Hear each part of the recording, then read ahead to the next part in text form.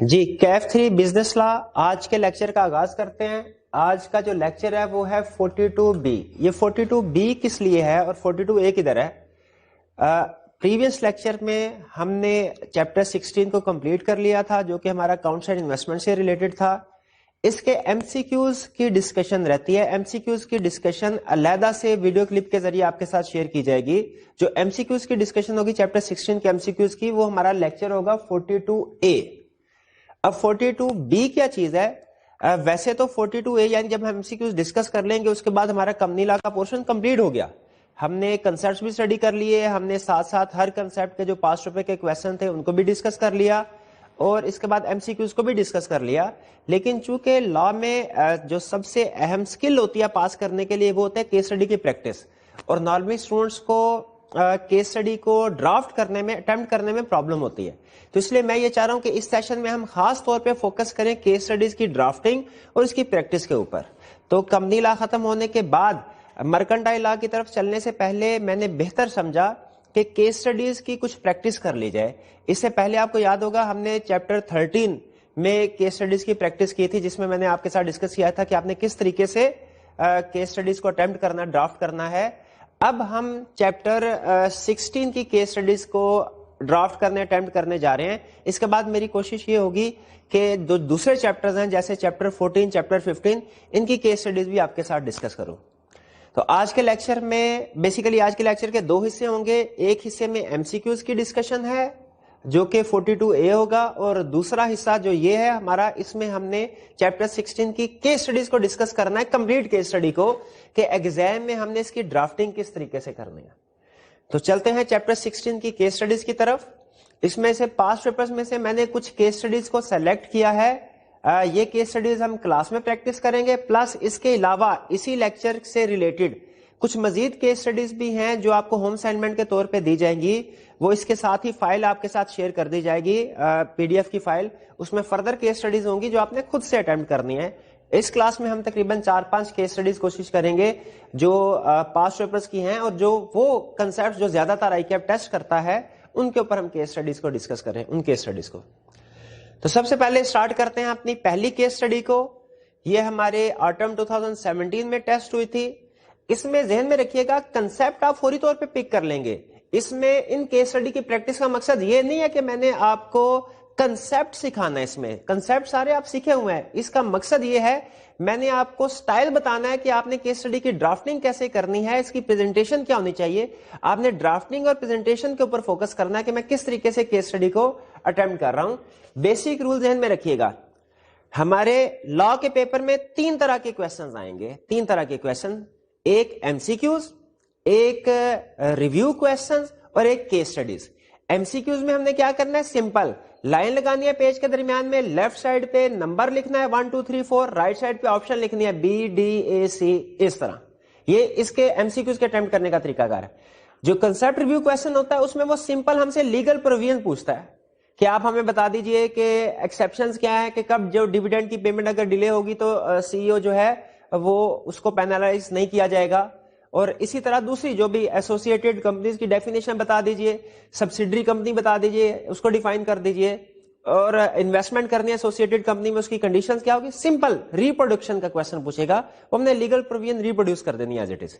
لیکن جب case studies کے اوپر آئے گا, تیسرا ٹائپ آف کویسچن جو کیس اسٹڈیز ہے, اس میں ہمارے ہمیشہ 2 حصے ہوں گے. ایک میں ہم لیگل پروویژن بتائیں گے اور دوسرے میں جو اس کیس سے ارد گرد گھوم رہی ہوگی, اور دوسرے حصے میں ہم ڈیسیژن اور بیسس آف ڈیسیژن کو پروڈیوس کریں گے. تو ابھی اچھا شروع میں ایک چیز میں اور آپ کو بتا دوں, شروع میں آپ کو یہ پرابلم ہوگی کہ کنسپٹ ریویو, کچھ کنسپٹ ریویو کویسچن اور کچھ کیس اسٹڈیز میں ڈیفرینشیٹ کرنے میں پرابلم ہوگی. تو آپ کو تھوڑا سوچنا پڑے گا کہ یہاں پہ میں نے صرف لیگل پروویژن لکھنی ہے یا لیگل پروویژن کے ساتھ ڈیسیژن یا بیسس آف ڈیسیژن بھی لکھنا ہے. شروع میں جو اسٹوڈنٹ کیس اسٹڈی جن کے لیے نہیں ہوتی ہے ان کو ڈیفرینشیٹ کرنے میں کہ کون سا کویسچن کنسپٹ ریویو کویسچن ہے, کون سا کیس اسٹڈی والا, یہ مشکل آتی ہے. لیکن جیسے جیسے آپ پریکٹس کرتے جائیں گے آپ کو کلیئرلی پتا چلتا جائے گا کہ یہ کیس اسٹڈی والا کویسچن ہے, سمپل ریپروڈکشن کا کویسچن ہے. نارملی اسٹوڈنٹس نے جو رول بنایا ہوتا ہے وہ یہ کہ اگر تو جو کویسچن ہے وہ 4-5 سینٹینسز کے اوپر مشتمل ہے یا اس میں کچھ اس نے کمپنیز کے نام وغیرہ لکھے ہوئے ہیں تو وہ کیس اسٹڈی ہوگی. याद रखें ये रूल लाजमी नहीं है, सम टाइम वो कंपनी के नेम यूज करता है, पैराग्राफ फॉर्म में क्वेश्चन उसने ड्राफ्ट किया होता है, लेकिन स्टिल एंड में जो रिक्वायरमेंट होती है वो उसकी रिप्रोडक्शन की होती है कि हमने कुछ ना कुछ पॉइंट्स को रिप्रोड्यूस करना होता है। तो चलते हैं हम अपने पहले क्वेश्चन की तरफ। ये सारी केस स्टडी जो आज के लेक्चर में हम डिस्कस करेंगे, जहन में रखिएगा, ये चैप्टर 16 से रिलेट कर रही है, अकाउंट्स एंड इन्वेस्टमेंट से।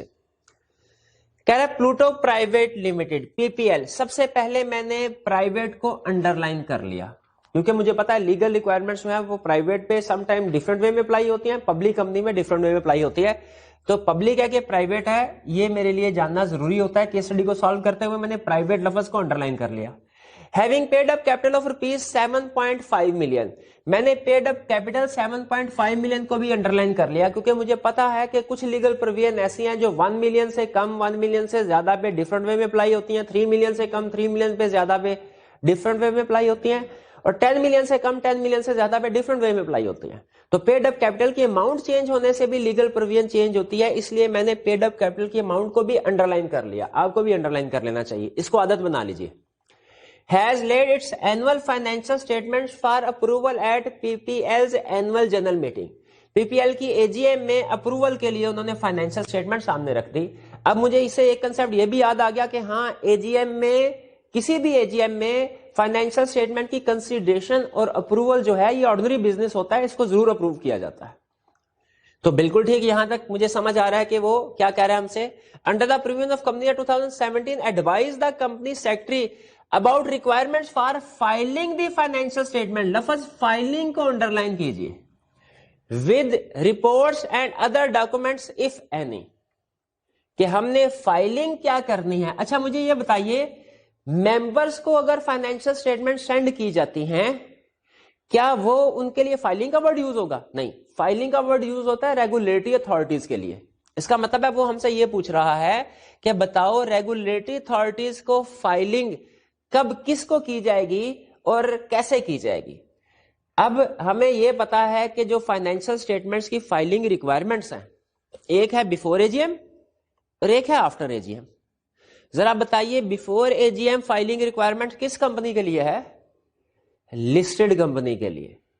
लिस्टेड कंपनी ने एजीएम से पहले फाइनेंशियल स्टेटमेंट्स फाइल करनी है रेगुलेटरी अथॉरिटीज को, और एजीएम, लेकिन यहां पे एजीएम से पहले नहीं, एजीएम के बाद की बात कर रहा है। क्वेश्चन में उसने क्लियरली कह दिया कि एजीएम हो गई है, एजीएम में अप्रूवल हो गई है। अब बताओ, इसका मतलब है हमने एजीएम के बाद बताना।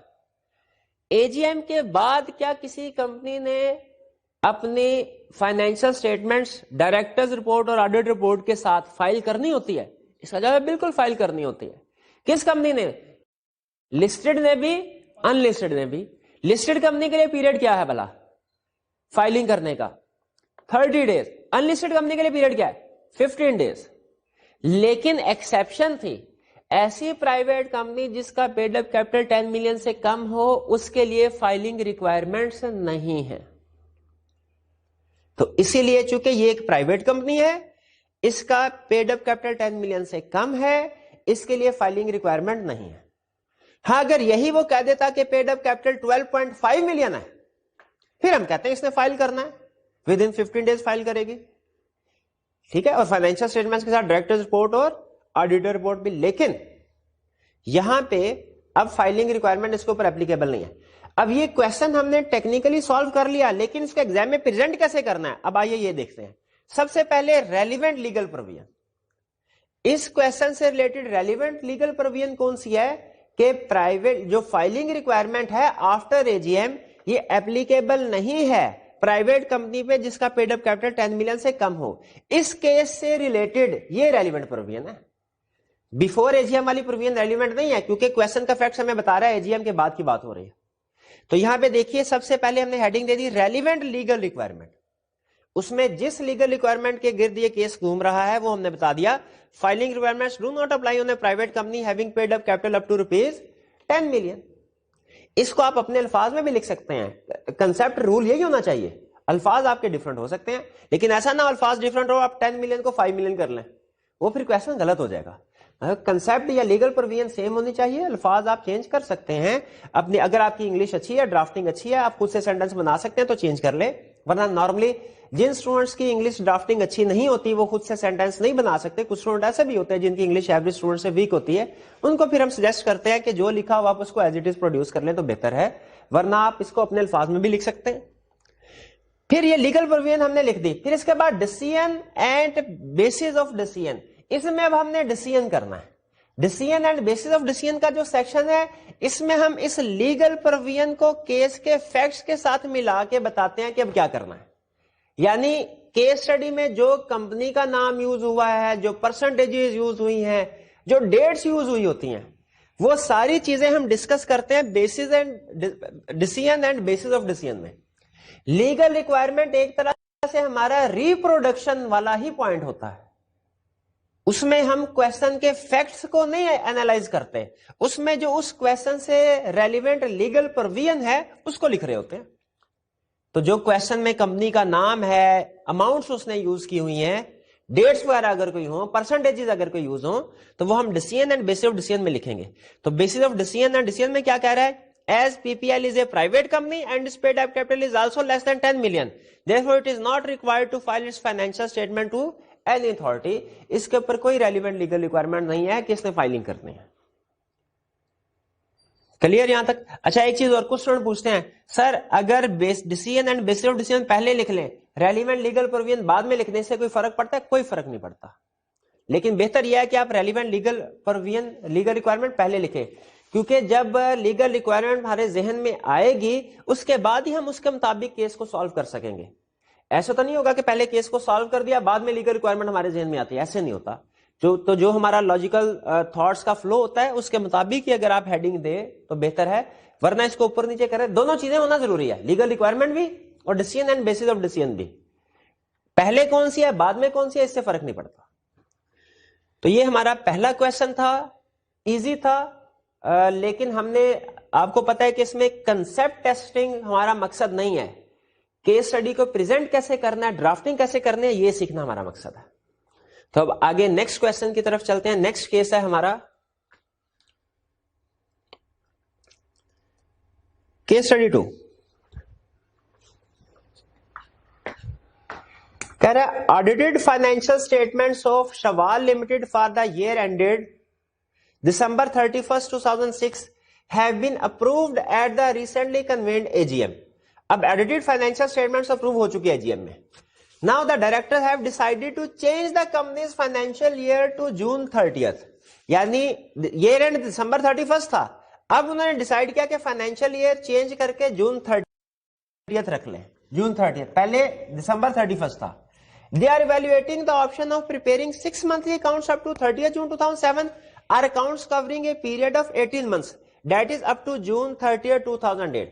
اب ظاہر ہے اگر دسمبر 31 سے انہوں نے جون 30 پہ جانا ہے, کہہ رہا ہے دو آپشن ہے. پہلی آپشن تو یہ ہے کہ ہم دسمبر 31 2006 یعنی 1 جنوری 2007 سے لے کے جون 30 2007 تک فائنینشیل اسٹیٹمنٹ بنائے 6 مہینوں کی, اور آئندہ ہر سال کی بناتے رہے.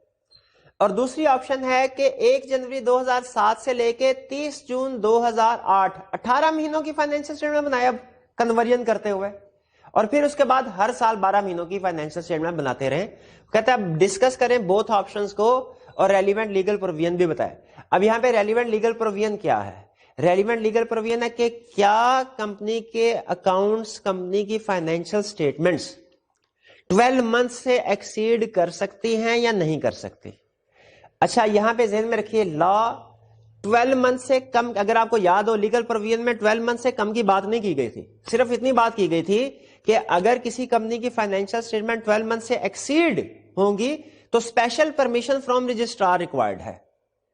تو پہلی چیز, اگر 12 مہینے سے کم آپ نے فائنینشیل اسٹیٹمنٹس کا پیریڈ کرنا ہے اس کے لیے special permission from registrar required نہیں. 12 مہینوں سے زیادہ کا پیریڈ ہے اس کے لیے اسپیشل پرمیشن ریکوائرڈ ہے. اور 12 مہینوں سے زیادہ میں بھی ایک چیز ذہن میں رکھیے گا, اور جو فرسٹ فائنینشیل اسٹیٹمنٹ ہوتی ہے نا, فرسٹ فائنینشیل اسٹیٹمنٹ, وہ ہمارا نارمل کیس ہے. آپ نے پہلے پڑھا ہوا ہے کہ جو فرسٹ کے لیے نارملی رول ڈیفرنٹ ہوتے ہیں. فرسٹ AGM کا پیریڈ کچھ ہو رہا ہے, first chief executive, first director, ان لوگوں کا ٹینیور نارملی ڈیفرنٹ ہوتا ہے. اسی طرح اگر فرسٹ فائنینشیل اسٹیٹمنٹ پریپیئر ہو رہی ہے, اس کا پیریڈ اگر 12 مہینوں سے ایکسیڈ کرتا ہے اس کے لیے رجسٹرار کی اسپیشل پرمیشن کی ضرورت نہیں ہے. ہاں جو سبسیکوینٹ فائنینشیل اسٹیٹمنٹس ہے اس کا پیریڈ اگر 12 مہینوں سے ایکسیڈ کرتا ہے اس کے لیے اسپیشل پرمیشن فرام رجسٹرار کی ضرورت ہے. تمہاری کمپلیٹ لیگل پروویژن کیا ہوئی کہ اگر فائنینشیل اسٹیٹمنٹس کا پیریڈ 12 منتھ سے کم ہے نو پرمیشن ریکوائرڈ, 12 منتھ سے زیادہ ہے فرسٹ فائنینشیل اسٹیٹمنٹ کا کیس ہے no permission required, subsequent financial statement کا کیس ہے 12 مہینوں سے زیادہ پیریڈ کر رہے ہیں special permission from registrar is required. اب ذرا مجھے یہ بتائیے, یہاں پہ اس نے ہم سے دونوں آپشن پوچھی ہیں. پہلے 6 مہینوں کی آپشن, کیا کمپنی 6 مہینوں میں کنورٹ کر سکتی ہے؟ بالکل کر سکتی ہے, آپ نے اس کے لیے پرمیشن کی ضرورت نہیں. کیا 18 مہینوں پہ کنورٹ کر سکتی ہے پہلے سال کی اب کمنگ ایئر کی فائنینشیل اسٹیٹمنٹس کو؟ کر سکتی ہے provided special permission from registrar obtained. اچھا یہ فرسٹ فائنینشیل اسٹیٹمنٹ کا کیس ہے کہ سبسیکوینٹ کا؟ سبسیکوینٹ کا. کیسے پتا چلا سبسیکوینٹ کا؟ آلریڈی کہہ چکا ہے کہ آڈیٹڈ فائنینشیل اسٹیٹمنٹس اپروو ہو چکی ہے. اس کا مطلب ہے پہلی فائنینشیل اسٹیٹمنٹس اپروو ہو چکی ہے, پہلی تھی یا جتنی بھی تھی. ٹھیک ہے, آلریڈی چونکہ فائنینشیل اسٹیٹمنٹ اپروو ہو چکی ہے اب اگلی فائنینشیل اسٹیٹمنٹس کی بات کر رہا ہے, تو یہ سبسیکوینٹ فائنینشیل اسٹیٹمنٹ کا کیس ہے. اب یہ کیس ہم نے سالو کر لیا اپنے مائنڈ میں, اب اس کو ہم نے اپنے اسکرپٹ میں کیسے اتارنا ہے؟ سب سے پہلے لیگل پروویژن. لیگل پروویژن میں کیا لکھیں گے کہ کمپنیز ایکٹ کے مطابق, اچھا ایز پر کمپنیز ایکٹ بھی لکھنے کی ضرورت نہیں ہوتی, وہ نارملی ہم پریکٹس میں لکھ دیا کرتے ہیں. ایگزام میں اگر ایز پر کمپنیز ایکٹ نہیں بھی لکھتے کوئی مسئلہ نہیں ہے, کیونکہ یہ انڈرسٹوڈ ہے کہ آپ جو کچھ بھی لکھ رہے ہیں کمپنیز ایکٹ کے مطابق لکھ رہے ہیں. لکھنا چاہیں تو لکھ سکتے ہیں, یہ نیوٹرل ورڈز ہیں, ان کے کوئی مارکس نہیں آپ کو ملیں گے. کہتا ہے period covered by subsequent, note کیجئے subsequent financial statement shall not be more than 12 months unless permission from registrar is obtained. یہ ہماری لیگل ریکوائرمنٹ ہے. تو اب ہم نے decision and basis of decision میں کیا لکھا کہ پہلی آپشن جو ہے یعنی 6 مہینوں والی, اس کے لیے ضروری نہیں ہے پرمیشن فرام رجسٹرار. جو سیکنڈ آپشن ہے یعنی 18 منتھس, اس کے لیے اسپیشل پرمیشن فرام رجسٹرار ضروری ہے. پہلے لیگل پروویژن, پھر اس کے بعد decision and basis of decision. جی کلیئر؟ اب آپ نے اسی لائن کے اوپر پریکٹس کرنی ہے. ہر کیس اسٹڈی کے آپ نے 2 حصے ضرور کرنے ہیں, ریلیونٹ لیگل پروویژن اور ڈیسیژن اور basis of decision. Relevant legal provision میں وہ ہمارا رٹے والا کنسپٹ آئے گا جو ہم نے یاد کیا ہوا لیگل پروویژن والا, لیکن decision and basis of decision میں ہم نے کوسچن کے فیکٹس کو اس حصے میں ڈسکس کرنا ہے, لیگل ریکوائرمنٹ میں ڈسکس نہیں کرنا. نیکسٹ چلتے ہیں تھرڈ کیس اسٹڈی کی طرف. تھرڈ کیس اسٹڈی ہے جی ہماری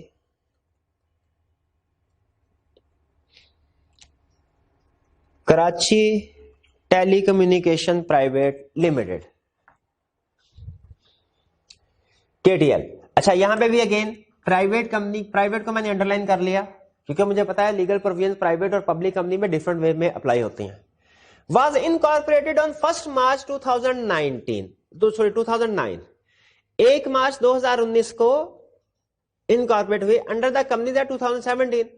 its directors have decided to hold the first AGM of the company on August 10, 2010. Dates میں نے پرائیویٹ کو بھی انڈر لائن کیا اور میں نے ڈیٹس کو بھی انڈر لائن کیا کیونکہ کیس اسٹڈی میں ڈیٹس بھی اہم ہے, پرسنٹیجز بھی اہم ہے, ٹائپ آف میٹنگ کیا ہے یہ بھی اہم ہے. ڈیٹ کو AGM کو انڈر لائن کیا اور پھر اگلی ڈیٹ وہ کہہ رہا ہے جی اگست 10, 2010 کو ہم فرسٹ AGM پلان کر رہے ہیں for placing the first audited financial statement for the period ended March 31st. March 31st کو بھی انڈرلائن کر لیا, period end March 31st ہے. For approval. Comment on the decision of directors in the light of provisions contained in Companies Act 2017.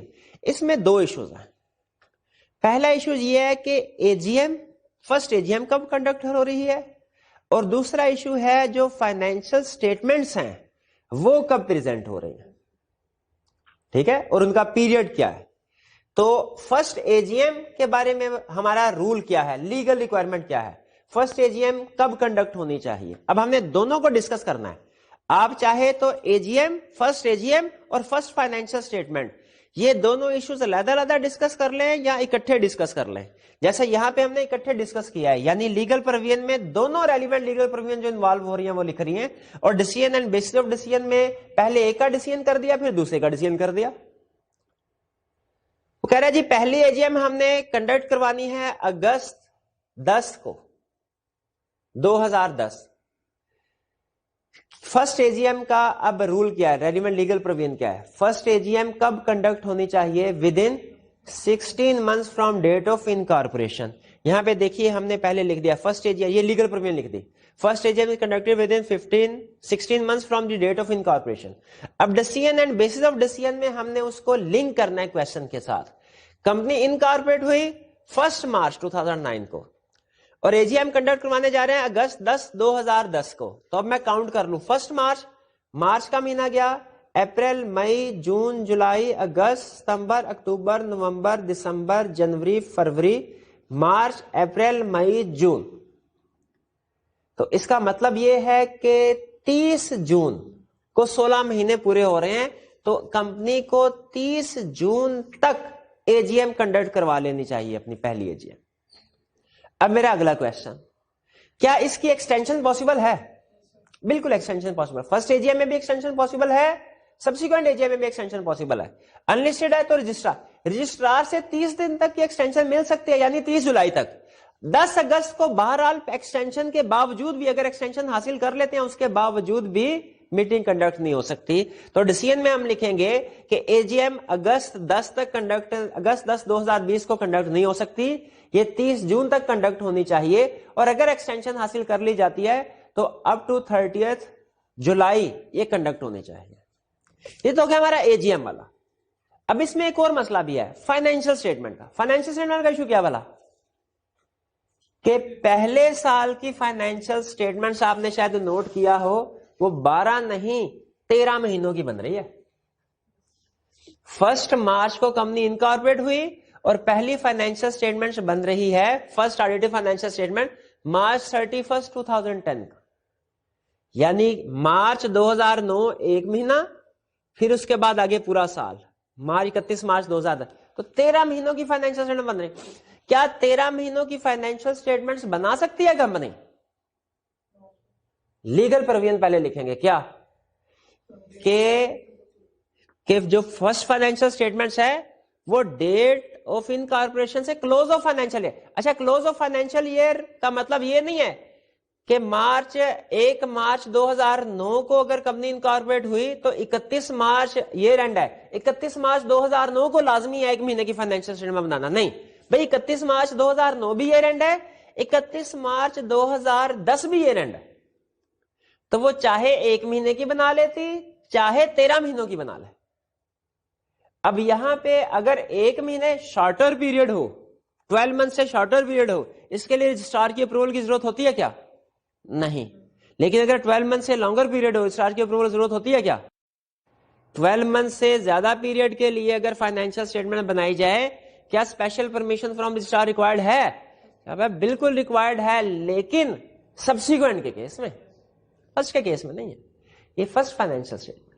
اس کا مطلب ہے اس financial statement کا پیریڈ 13 منتھس ہو سکتا ہے. فرسٹ فائنینشیل اسٹیٹمنٹ کا رجسٹرار کی اپروول کی ضرورت نہیں ہے. لیگل ریکوائرمنٹ ہم نے لکھا first financial statement shall cover period from date of incorporation till close of the financial year.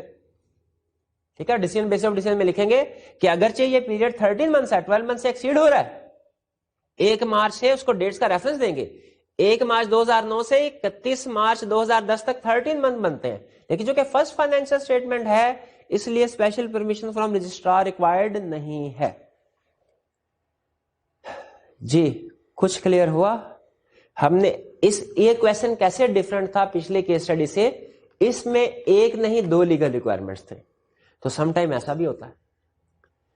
ٹھیک ہے, جیسے آپ نے وہ جو ڈائریکٹرز کی ڈسکوالیفیکیشن کی کچھ کیس اسٹڈیز کی اگر پریکٹس کی ہے تو اس میں سم ٹائم ایک کویسچن میں 2 ڈسکوالیفیکیشن آ جاتے تھے.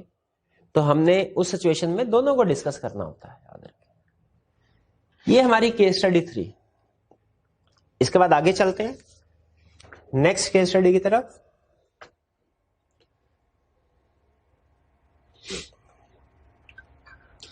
Case study 4.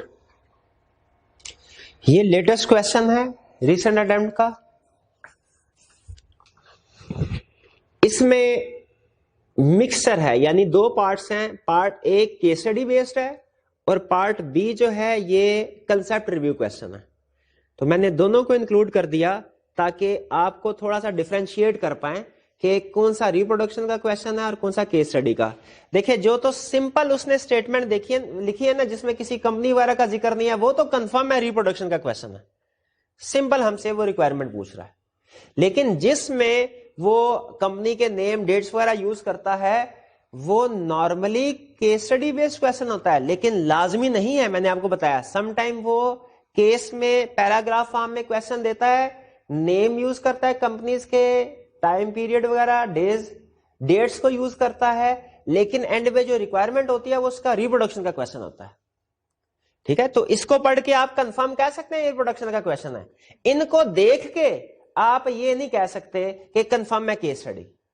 زیادہ چانس یہی ہے کہ اس طرح کا جو کویشچن ہوگا, اس طرح کی ڈرافٹنگ ہوگی وہ کیس اسٹڈی بیسڈ ہوگا, لیکن ریکوائرمنٹ پہ ڈیپینڈ کرتا ہے ریکوائرمنٹ میں کیا کہہ رہا ہے. تو سٹارٹ کرتے ہیں ہم. اے کہہ رہے نصیر اے نان ایگزیکٹو ڈائریکٹر. اب نان ایگزیکٹو ڈائریکٹر آپ کو پتا ہوگا کون, ایک ایگزیکٹو ڈائریکٹر ہوتا ہے جو کمپنی کے امپلائمنٹ میں انوالو ہوتا ہے, نان ایگزیکٹو کا کمپنی کے امپلائمنٹ سے تعلق نہیں ہوتا. کہہ رہے نان ایگزیکٹو ڈائریکٹر ہے اولیور ٹریولز لمیٹڈ OTL کا. While reviewing details of investment made by OTL, has shown his concern on the following shares that are not held in the name of OTL. جو director ہے اسے اپنے concern show کرو, اس نے کہا بھائی company نے انویسٹمنٹ کیا ہے اور یہ کمپنی کے نام پہ نہیں ہے. اب اس سے فوراً ہمیں پتا چل گیا کہ یہ کنسپٹ ہم نے کہاں پڑھا ہے, انویسٹمنٹ والے چیپٹر میں ہم نے اسٹڈی کیا تھا کہ کمپنی کی جو بھی انویسٹمنٹ ہے کمپنی کے نام پہ ہونی چاہیے. لیکن آپ کو یاد ہے اس کی ہم نے کچھ ایکسیپشنز بھی پڑھے تھے جن میں انویسٹمنٹ کمپنی کی ہے لیکن ہو سکتا ہے کمپنی کے نام پہ نہیں, ادر پرسن کے نام پہ رجسٹرڈ ہو. وہ یاد ہے آپ کو وہ کون کون سے کیسز تھے جن میں ادر کمپنی کے نام پہ رجسٹرڈ ہو سکتی ہے؟ نہیں یاد آپ کو؟ آگے چلتے ہیں, پہلے ان کو پڑھ لیتے ہیں, جو اس کیس سے ریلیونٹ ہوگی ہم اس کو لکھیں گے اپنے آنسر میں. پہلا 500 shares in Park Travels private limited are held in the name of Rahim who is an employee of OTL. OTL کا امپلائی ہے اور 500 شیئرز اس کے نام پہ ڈال. PTPL is a wholly owned subsidiary of OTL. اب ہم OTL کے پوائنٹ آف ویو سے کیس کو ڈسکس کرنے جا رہے ہیں. OTL کی wholly owned subsidiary ہے. اچھا مجھے بتائیے wholly owned subsidiary کا مطلب کیا ہوتا ہے؟ کہ اس کے 100% شیئر OTL کے پاس ہے, یعنی PTPL کے 100% شیئر کس کے پاس ہے؟ OTL کے پاس. wholly owned subsidiary کا مطلب یہ, wholly کا مطلب یہی ہے 100%. اس کا مطلب یہ ہوا, مجھے بتائیے کہ PTPL کے شیئر ہولڈرز کتنے ہوئے؟ ایک. کون؟ OTL. کیا منیمم نمبرز کی ریکوائرمنٹ پوری ہو رہی ہے اس سچویشن میں؟ نہیں, کیونکہ کم از کم کتنے ہونے چاہیے میم؟ 2 ممبر ہونے چاہیے. ایک پرائیویٹ کمپنی جو سنگل ممبر نہیں ہے, سنگل ممبر ہوتی تو یہاں پہ SMC لکھا ہوتا, سنگل ممبر نہیں ہے, پرائیویٹ کمپنی ہے نارمل, اس کے کم از کم 2 ممبرز ہونے چاہیے. wholly owned subsidiary ہے یعنی ایک ہی ممبر OTL. تو اب منیمم نمبر کی ریکوائرمنٹ کو پورا کرنے کے لیے OTL کو کیا کرنا پڑے گا؟ اپنے کچھ شیئر جو ہیں ایک نومینی پرسن کے نام پہ رجسٹر کرنے پڑیں گے تاکہ منیمم نمبر آف ممبرز کی ریکوائرمنٹ پوری ہو جائے. اب مجھے بتائیے, اب آپ کو یاد آیا کوئی اس طرح کی ہم نے ایکسیپشن پڑھی ہے کہ منیمم نمبر آف ممبرز کو پورا کرنے کے لیے ایک کمپنی اپنے کچھ شیئرز نومینی پرسن کے نام پہ رجسٹر کروا سکتی ہے؟ بالکل. تو ہم یہاں پہ لیگل ریکوائرمنٹس میں یہ لکھیں گے کہ ایک کمپنی کو اجازت ہے وہ منیمم نمبر کو پورا کرنے کے لیے اپنے کچھ شیئر نومینی پرسن کے نام پہ رجسٹر کروا سکتے ہیں. یہ ہماری لیگل ریکوائرمنٹ ہو گئی. اب ڈیسیژن اینڈ بیسک ڈیسیژن میں کیا لکھیں گے کہ چونکہ PTPL ایک پرائیویٹ کمپنی ہے جس کے کم از کم 2 ممبر ہونے چاہیے, جبکہ wholly owned subsidiary ہونے کی وجہ سے اس کا صرف 1 ممبر تھا, اس لیے اس سچویشن میں منیمم نمبر آف ممبرز 2 کو پورا کرنے کے لیے OTL کر سکتی ہے کچھ شیئرز اپنے ایک امپلائی کے نام پہ ٹرانسفر, تاکہ اب اس کمپنی کے 2 ممبر ہو جائیں اور لیگل ریکوائرمنٹ پوری ہو جائے.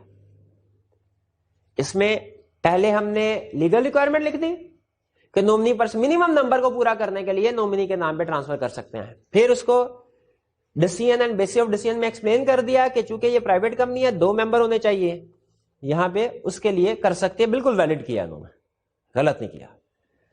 دوسرا point 5000 shares of Tours and Tours private limited TTPL are held in the name of Sami, who is a non-executive director in TTPL by virtue of OTL's nomination. OTL owns 30% voting rights in TTPL. अब OTL के 30% shares हैं TTPL में. अच्छा, एक तो मुझे ये पता चल गया कि इसका मतलब है OTL और TTPL एसोसिएटेड कंपनी हो गई, क्योंकि 20% या उससे ज्यादा शेयर होल्डिंग हो एक कंपनी की दूसरी कंपनी में तो वो एसोसिएटेड कंपनी हो जाती है. लेकिन यहां पे वो एसोसिएटेड का कंसेप्ट नहीं पूछ रहा. वो कह रहा भाई शेयर्स हैं OTL के, उसने समी के नाम पे क्यों ट्रांसफर कर दिए, समी के नाम पे क्यों ट्रांसफर कर दिए. अब देखिए, क्या OTL का राइट है, उसने इतने ज्यादा शेयर्स खरीदे हैं, क्या OTL का राइट है कि वो TTPL की डिसीजन मेकिंग में पार्टिसिपेट करे, उसके फैसलों में हिस्सा ले. क्या राइट है कि नहीं इस कंपनी का, OTL का? भाई राइट है. लेकिन क्या ये इसका डायरेक्टर बन सकती है, OTL TTPL का डायरेक्टर बन सकती है?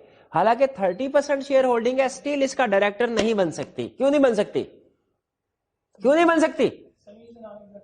ना ना ना, OTL TTPL का डायरेक्टर क्यों नहीं बन सकती हालांकि 30% शेयर्स हैं? वो इसलिए कि बॉडी कॉर्पोरेट है, बॉडी कॉर्पोरेट डायरेक्टर बनने के लिए डिस्क्वालिफाइड है. तो अब कैसे डायरेक्टर्स में अपनी प्रेजेंटेशन को इंश्योर करें, अपनी पार्टिसिपेशन को इंश्योर करें? अपनी जगह किसी नॉमिनी डायरेक्टर को अपॉइंट कर दे. अब बाया लाइन पे समी को कहा भाई नॉमिनी डायरेक्टर बन जाओ, कहे मैं क्यों बनूं, मेरे पास तो शेयर्स ही नहीं है, मैं कैसे बन सकता हूं. ठीक है, और चूंकि मेरी गर्ज नहीं है डायरेक्टर बनने में, ये तो आप कह रहे हैं, आपका मकसद है, आपका मतलब है कि आप मुझे डायरेक्टर बनाना चाह रहे हैं, तो मैंने तो आपके इशारों पे काम करना है, उधर जाके अपना बेनिफिशियली तो काम कोई नहीं करना, तो मैं अपने पैसों से शेयर्स क्यों खरीदूं? तो उसके लिए फिर लॉ ने इजाजत दी है क्या कि OTL कुछ शेयर्स ट्रांसफर कर सकती है समी को ताकि वो डायरेक्टर बन सके, इसका नॉमिनी, इसके बिहाफ पे. लेकिन कितने शेयर, जितने मर्जी, उतने जितने रिक्वायर्ड हैं डायरेक्टर बनने के लिए, उससे ज्यादा नहीं.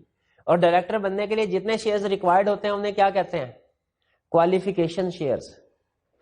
तो क्वालिफिकेशन शेयर्स की हद तक OTL समी को शेयर ट्रांसफर कर सकती है, इससे ज्यादा नहीं. तो ये 2, इसमें हमने लीगल रिक्वायरमेंट्स में लिख दिया कि एक कंपनी अगर किसी नॉमिनी डायरेक्टर को अपॉइंट करती है तो अप टू क्वालिफिकेशन शेयर्स उसके नाम पे ट्रांसफर हो सकते हैं. और लीगल रिक्वायरमेंट में हम लिख देंगे, सॉरी ये लीगल रिक्वायरमेंट में लिखते हैं, बेसिस ऑफ डिसीजन और डिसीजन में लिख देंगे चूंकि OTL बॉडी कॉर्पोरेट है, खुद डायरेक्टर नहीं बन सकती, इसलिए जिसने जिसको नॉमिनेट किया उसके नाम पे शेयर्स रजिस्टर करवा सकती है, प्रोवाइडेड क्वालिफिकेशन शेयर की हद तक हो, उससे ज्यादा ना हो. यानी जितने जरूरी है सिर्फ उतने ट्रांसफर करवाए जाए. और सोली इसके नाम पे भी ट्रांसफर कर सकते हैं, ज्वाइंटली भी ट्रांसफर कर सकते हैं. ठीक है, ज्वाइंट ट्रांसफर का मतलब है 2 ओनर बन जाते हैं शेयर्स के, ताकि एक अपनी मर्जी से सेल करके उसको भागना चाहे, वो कंपनी की मर्जी. अगर एतबार का बंदा होगा तो उसी के नाम पे ट्रांसफर कर देंगे सोली, वरना फिर ज्वाइंटली रजिस्टर करवाए जाएंगे. B, under the provisions of companies act 2017 briefly discuss. क्या time frame with in which quarterly financial statement should be prepared and the requirements for its review.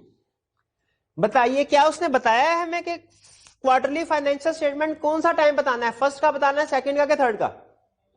नहीं बताया. तो किसका बताएं, सारों का. फर्स्ट का क्या है 30 डेज, गलत गलत, हाँ 30 days after close of quarter. Second का, थर्ड का 30 डेज क्लोज ऑफ क्वार्टर. और क्या रिक्वायरमेंट है रिव्यू की, कौन सी क्वार्टरली फाइनेंशियल स्टेटमेंट रिव्यू करवानी है, फर्स्ट, सेकंड, थर्ड के फोर्थ? फोर्थ होती नहीं है, फोर्थ तो एनुअल होती है. Second half yearly financial statement को रिव्यू करवाना है. अच्छा, किससे करवाना है? हाँ, आई कैप थोड़ी करेगा, स्टैट्यूटरी ऑडिटर से करवाना है. और इसकी टर्म्स एंड कंडीशन कौन डिसाइड करेगा? आई कैप डिटरमिन करेगा. अप्रूव कौन करेगा? कमीशन. ये बात लिखनी चाहिए कि नहीं रिव्यू में?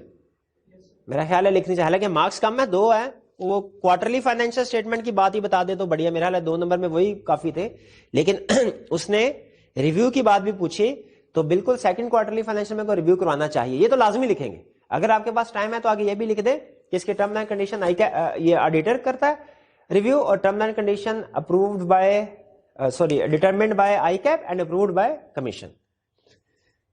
तो अच्छा, आपको पता चल रहा है कि ये केस स्टडी वाले क्वेश्चन थे, कंपेयर कीजिए, क्योंकि असल मकसद कंसेप्ट टेस्टिंग नहीं है, असल मकसद डिफरेंशिएट करना कौन सी केस स्टडी है, कौन सी रटे वाला क्वेश्चन है, केस स्टडी को कैसे अटेम्प्ट करना है, रटे वाले क्वेश्चन को कैसे अटेम्प्ट। इसमें हमें अलग-अलग हेडिंग देने की जरूरत नहीं है, इसमें सिर्फ लीगल रिक्वायरमेंट्स ही आएगी, लीगल रिक्वायरमेंट सिर्फ लिखेंगे और कहानी खत्म। Filing requirements of the quarterly financial statements. Filing requirements क्या है? क्या क्वार्टरली फाइनेंशियल में फाइल करना होता है? अच्छा, मेंबर्स को फाइल करने की बात करूं, अथॉरिटीज को। तो क्वार्टरली फाइनेंशियल स्टेटमेंट किस किस अथॉरिटी को फाइल करनी होती है? 3। किसको? कमीशन को, रजिस्ट्रार को, स्टॉक एक्सचेंज को। करेक्ट, ये क्लियर हो गया। और कब फाइल करनी होती है भला? उसी पीरियड में, वो विद इन 30 डेज या विद इन 60 डेज जो पड़ा है। फर्स्ट और थर्ड क्वार्टर के केस में विद इन 30 डेज, सेकंड के केस में विद इन 60 डेज। अच्छा, मुझे एक चीज बताइए, याद आ गई, क्या ये क्वार्टरली फाइनेंशियल स्टेटमेंट का जो पीरियड है एक्सटेंड हो सकता है? 30 डेज और 60 डेज है ना, एक्सटेंड हो सकता है कि नहीं? एजीएम का एक्सटेंड हो सकता था, याद है कि नहीं? एजीएम का पीरियड एक्सटेंड हो सकता था। क्या क्वार्टरली फाइनेंशियल स्टेटमेंट का पीरियड भी एक्सटेंड हो सकता है? कितने दिन के लिए? वो भी 30 डेज के लिए। अच्छा, अनलिस्टेड कंपनियां तो कौन करेगा एक्सटेंशन? शाबाश, यही पूछना चाहता। अनलिस्टेड का क्वार्टरली फाइनेंशियल स्टेटमेंट होती है लिस्टेड कंपनी के लिए, अनलिस्टेड कंपनी तो उधर होती नहीं।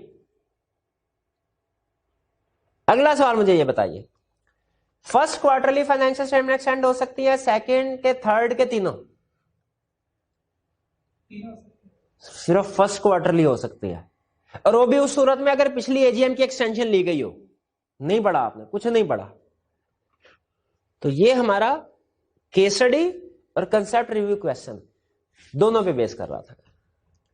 आगे चलते हैं 5th केस स्टडी की तरफ। ये इसका सॉल्यूशन है, ये डॉक्यूमेंट भी आपको साथ ही शेयर कर दी जाएगी, क्वेश्चन और सॉल्यूशन समेत। जी 5th और लास्ट क्वेश्चन हमारा। अच्छा, ये आई कैप का इन्वेस्टमेंट वाले टॉपिक में फेवरेट क्वेश्चन है, इसको जरा तसल्ली से समझ लीजिएगा। ये बार बार मैंने देखा, उसने बहुत से क्वेश्चन जो है वो इस कंसेप्ट के इर्द गिर्द पूछे हैं। पहला, कलाम limited KL is considering the following option to invest its axis funds. Kalam limited अपने फंड्स को इन्वेस्ट करना चाहते हैं, कहीं ना कहीं उनके पास ज्यादा पैसे पड़े हैं, बिल्कुल कर ले, हमें क्या एतराज है। पहले में कह रहे एक्वायर 8%, वो क्या करेंगे? 8% शेयर होल्डिंग एक्वायर करेंगे लाइटर ऑयल लिमिटेड में, LOL, फॉर ₹120 मिलियन। ये 8% शेयर उन्हें 120 मिलियन के मिल जाएंगे। LOL is a growing company and is expected to fetch higher returns in future. LOL growing company है और ज्यादा इन्वेस्टमेंट फ्यूचर में इससे रिटर्न मिलेगा हमें। बताइए, क्या LOL और कलाम लिमिटेड LOL में इन्वेस्टमेंट कर सकती है? इन्वेस्टमेंट किसी भी कंपनी में की जा सकती है, इन्वेस्टमेंट करने में कोई पाबंदी नहीं है। रिस्ट्रिक्शन सिर्फ एक है, अगर एसोसिएटेड कंपनी में इन्वेस्टमेंट करनी है तो फिर उसके लिए कंडीशन है। अगर एसोसिएटेड कंपनी के अलावा किसी और कंपनी में इन्वेस्टमेंट करनी है तो डायरेक्टर्स अपनी रेजोल्यूशन पास करके कर सकते हैं, आगे मजीद कोई रिस्ट्रिक्शन की तरफ जरूरत नहीं है।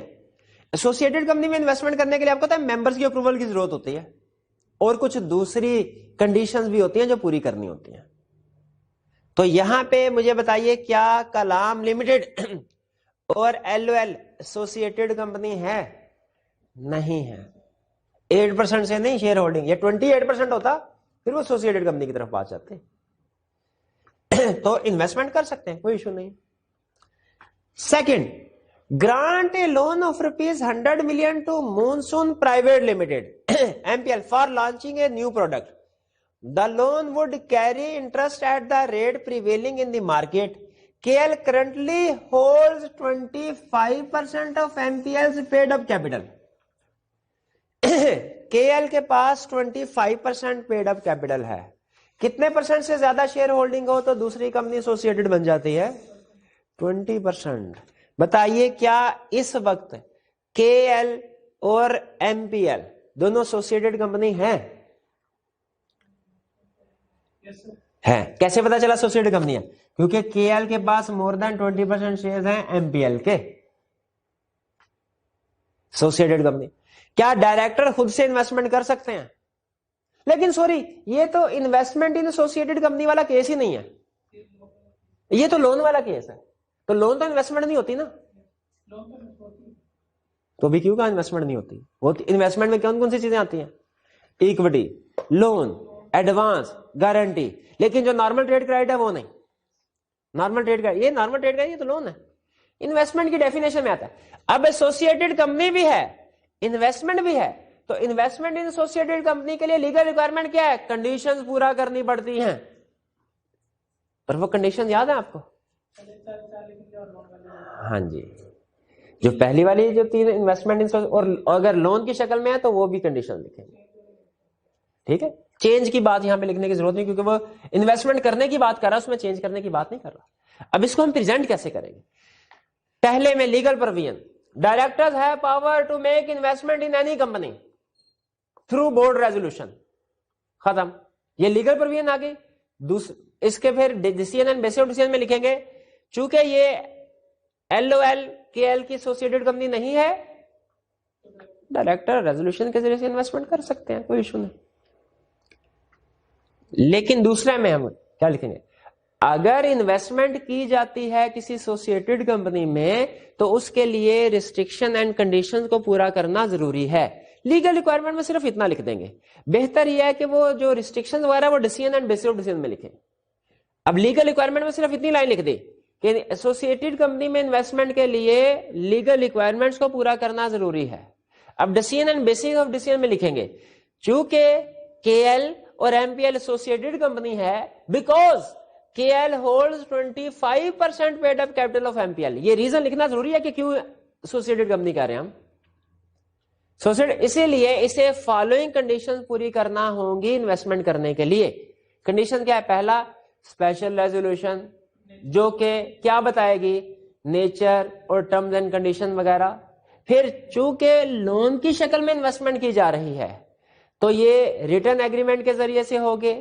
اس کے جو ریٹرن آن انویسٹمنٹ ہے وہ انویسٹنگ کمپنی کی بوروئنگ کاسٹ سے کم نہیں ہوگی، اور جو مارک اپ ہے وہ ریگولرلی ریکور کروایا جائے گا. اور ڈائریکٹرز ایک رپورٹ بھی دیں گے، ڈیو ڈیلیجنس ایک رپورٹ، کہ جو کمپنی دوسری کمپنی جس میں انویسٹمنٹ کی جا رہی ہے وہ اس قابل ہے کہ فیوچر میں لون کو واپس کر دے گی. یہ کنڈیشن میں شاید لیکچر کے دوران میں بتانا بھول گیا تھا، کویشچن آیا تو مجھے یاد آ گیا کہ ڈائریکٹرز نے اپنی ایک ریویو رپورٹ بھی دینی ہوتی ہے شیئر ہولڈرز کو کہ سر یہ کمپنی اس قابل ہے کہ فیوچر میں ریکوری کروا دے گی، لون اور انٹرسٹ کو ری پے کر دے گی.